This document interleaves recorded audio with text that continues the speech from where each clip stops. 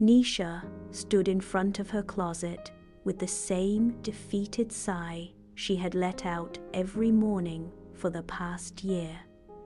It wasn't that she didn't have clothes. The cupboard was packed, tops neatly folded, hangers weighed down with outfits, boxes tucked away with heels and scarves and God knows what else.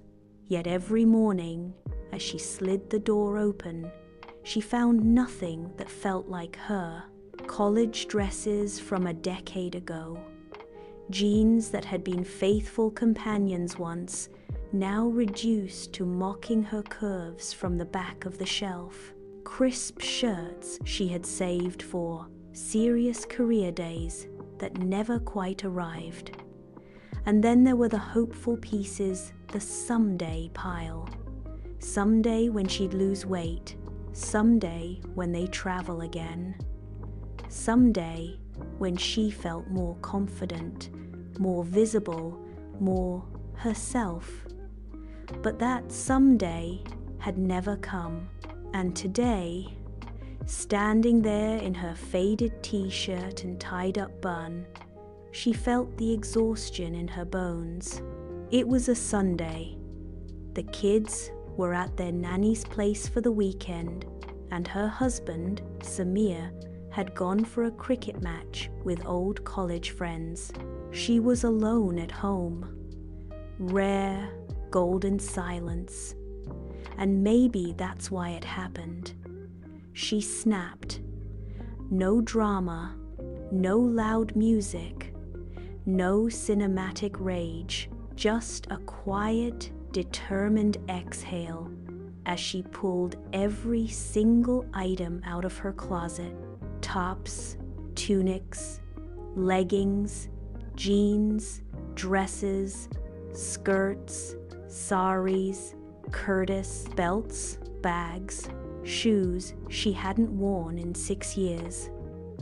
All of it piled messily on the bed, chair, and floor. She got herself a cup of coffee, sat cross-legged on the floor, and stared at the mountain of her past. Then she did something she hadn't done in a long time. She gave herself permission to let go. She looked at the post-its on the wall in front of her. Still me, not me anymore. Was never really me.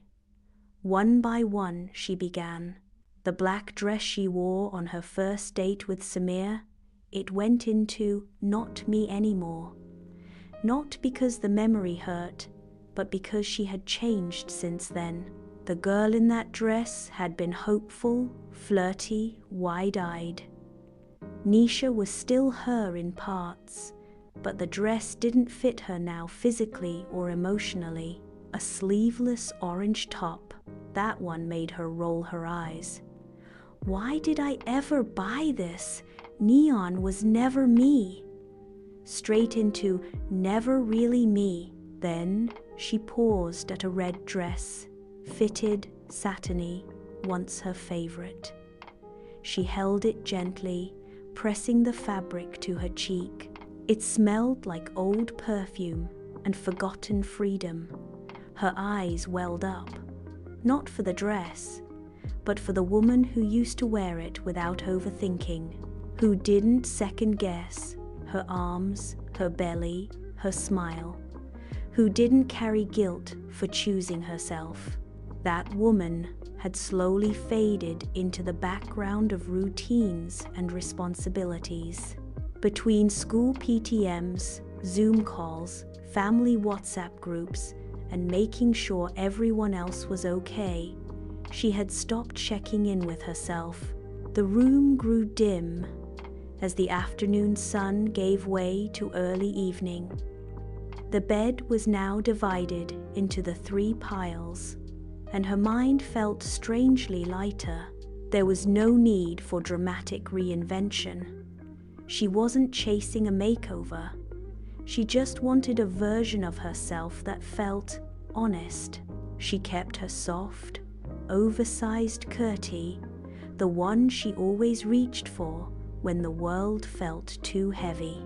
She folded and packed away the jeans that had served their time. She boxed the heels, knowing she might never wear them again, but wanting to hold on to one pair just in case she ever wanted to feel taller for a day. By the end, her closet looked calm. Not perfect, but hers. Not aspirational, but authentic.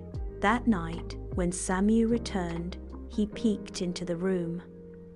"Whoa," he said, looking at the clean wardrobe and piles of giveaway bags.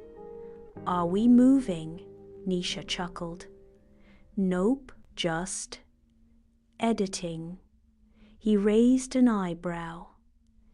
"Editing?" She looked up at him and smiled.